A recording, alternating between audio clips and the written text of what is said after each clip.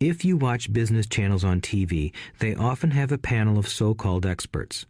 One expert will say the market is going to crash, and the other will say it's going to boom.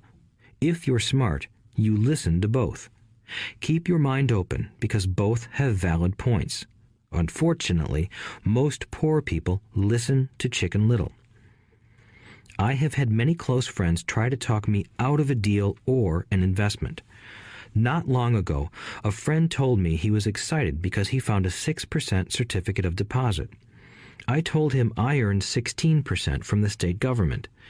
The next day, he sent me an article about why my investment was dangerous.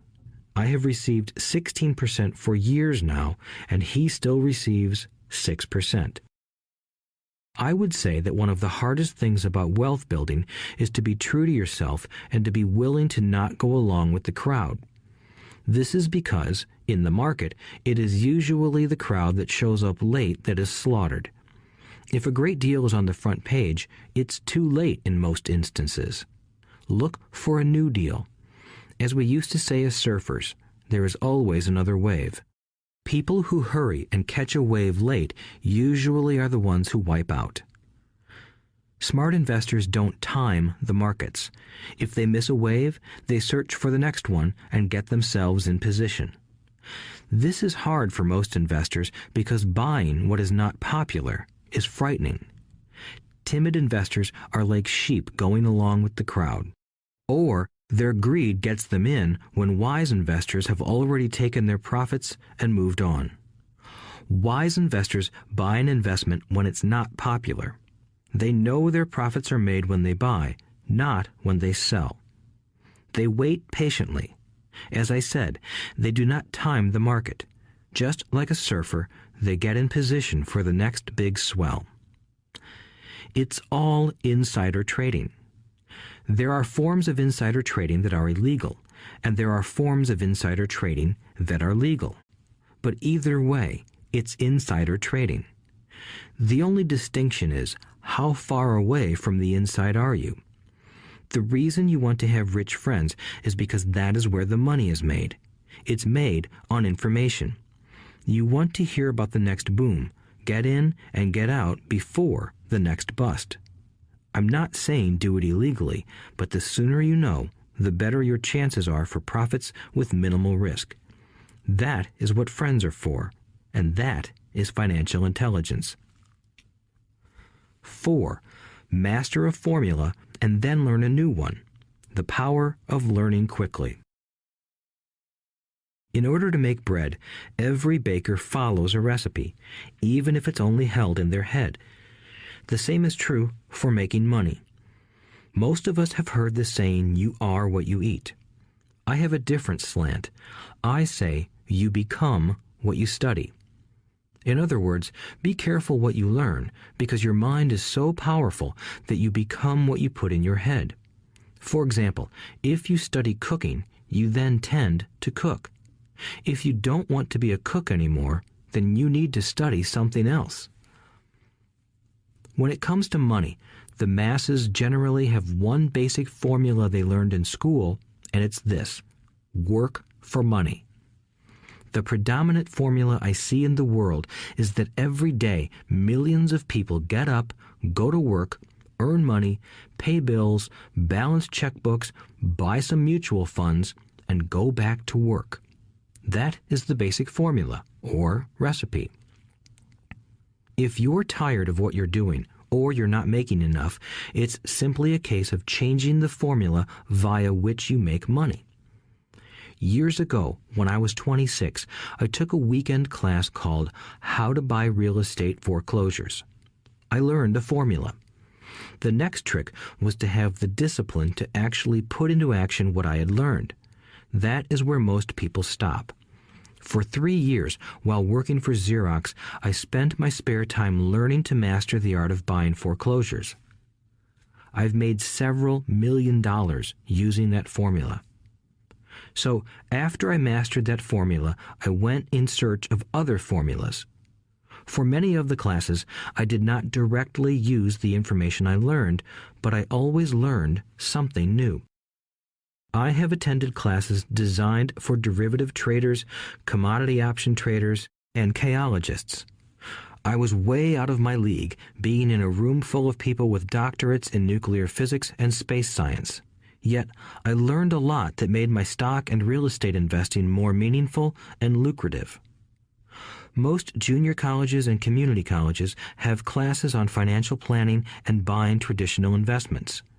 They are good places to start, but I always search for a faster formula. That is why, on a fairly regular basis, I make more in a day than many people will make in their lifetime. Another side note, in today's fast-changing world, it's not so much what you know anymore that counts, because often what you know is old. It is how fast you learn. That skill is priceless. It's priceless in finding faster formulas, recipes, if you will, for making dough. Working hard for money is an old formula born in the day of cavemen. 5. Pay yourself first. The power of self-discipline. If you cannot get control of yourself, do not try to get rich.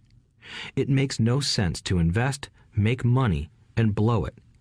It is the lack of self-discipline that causes most lottery winners to go broke soon after winning millions. It is the lack of self-discipline that causes people who get a raise to immediately go out and buy a new car or take a cruise.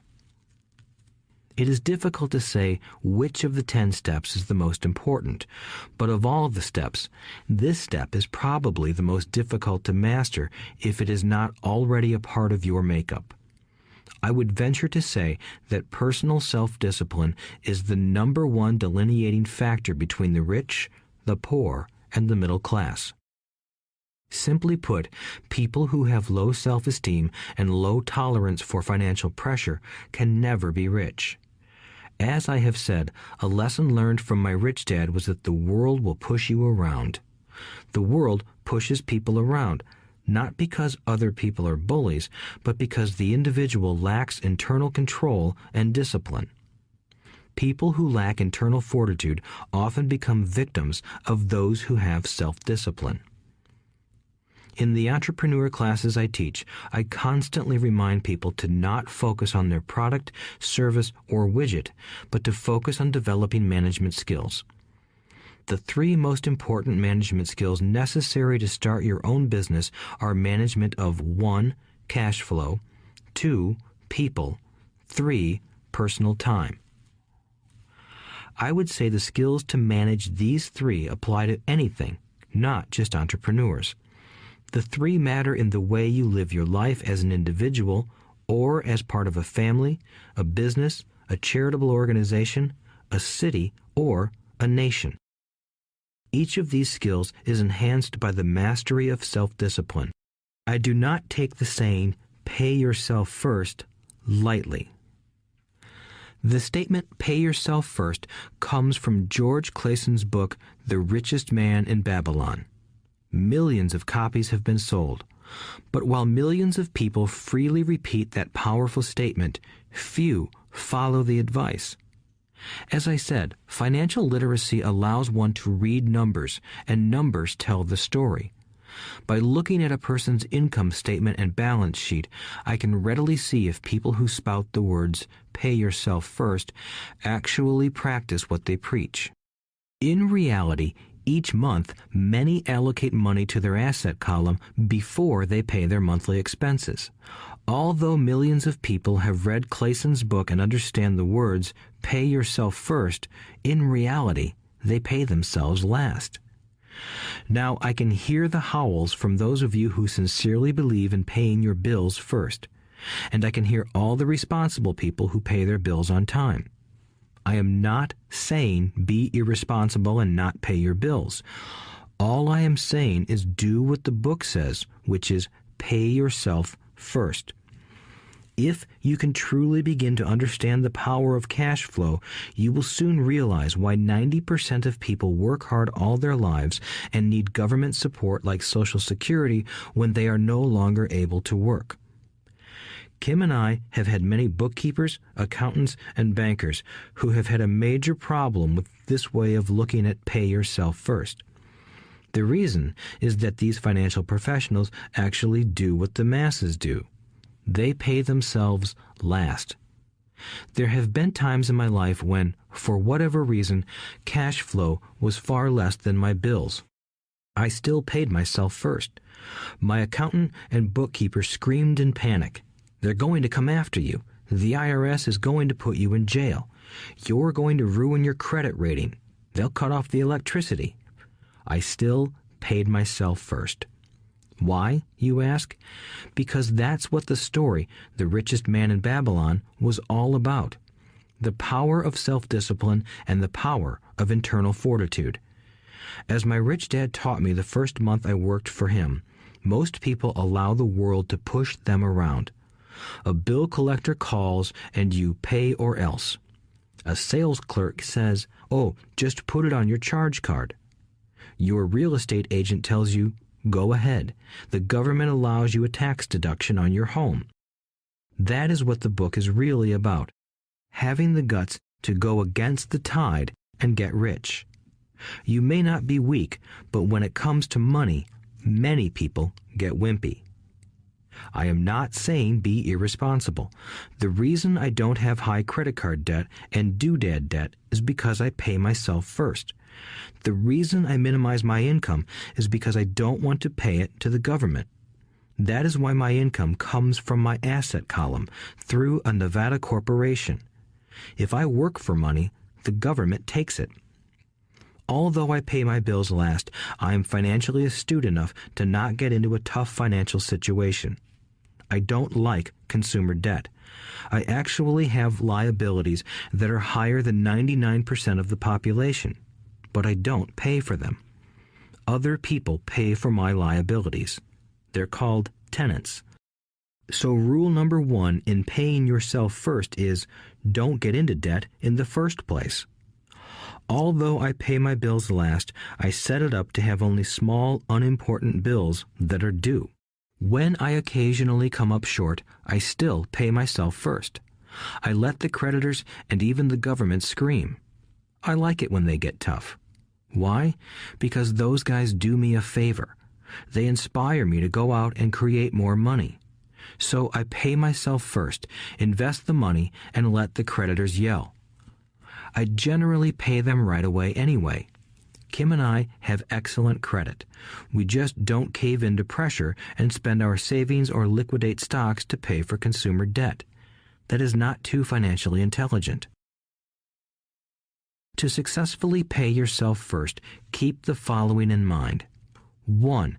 Don't get into large debt positions that you have to pay for. Keep your expenses low. Build up assets first. Then buy the big house or nice car. Being stuck in the rat race is not intelligent. 2. When you come up short, let the pressure build and don't dip into your savings or investments. Use the pressure to inspire your financial genius to come up with new ways of making more money and then pay your bills.